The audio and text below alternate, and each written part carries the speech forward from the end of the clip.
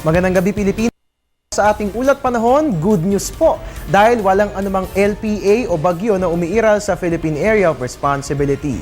At ayon nga po kay Pag-asa Weather Forecaster Fernando Cada, asahang magiging maganda ang panahon dahil wala tayong namamataang weather disturbance for the next 2 to 3 days. So di ba talaga namang nakakaganda ng Merry Christmas itong balitang ito? Sa ngayon, tanging tail end of a cold front na lamang po ang umiiral sa ating bansa at ito'y partikular na nakakaapekto dito po yan sa gitnang Luzon.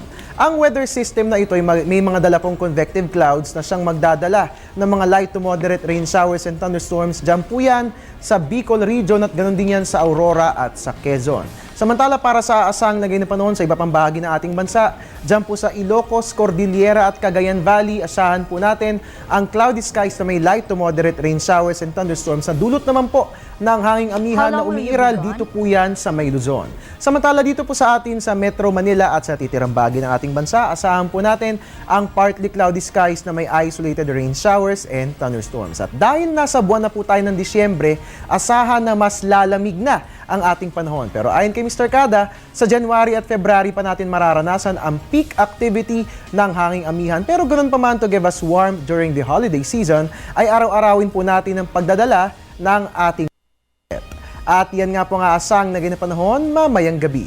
Sa ibang balita, talaga namang 'tis the season to be merry, lalo pat bukod sa Pasko, we're in for heavenly celebrations this December at isa na nga rito ang Geminids meteor shower.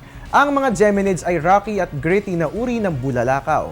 Kakaiba ito sa mga ibang mga meteors dahil ang Geminids ay hindi galing sa isang kometa, kundi galing sa isang asteroid. Yan po yung asteroid 3200 Phaethon. Ayon sa Astronomical Diary ng Pag-asa, makikita po natin ang peak activity ng Geminid meteors on the eve of December 13 hanggang December 14. At wala namang dapat ipag-alala dahil ayon kay Engineer Dario de la Cruz, ang Chief ng Space Sciences and Astronomy Section ng Pag-asa, magiging visible ang Geminid to the naked eye. Hindi naman ito makapipinsala sa ating mga mata.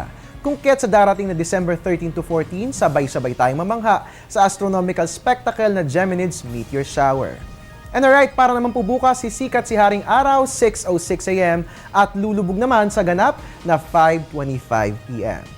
At yan po muna ang latest mula rito sa Pag-asa DOST. Para manatiling updated sa lagay na ating panahon, please like our Facebook page, panahon.tv, or you can also follow us on Twitter at panahon.tv. And of course, welcome lahat sa ating website na www.panahon.tv.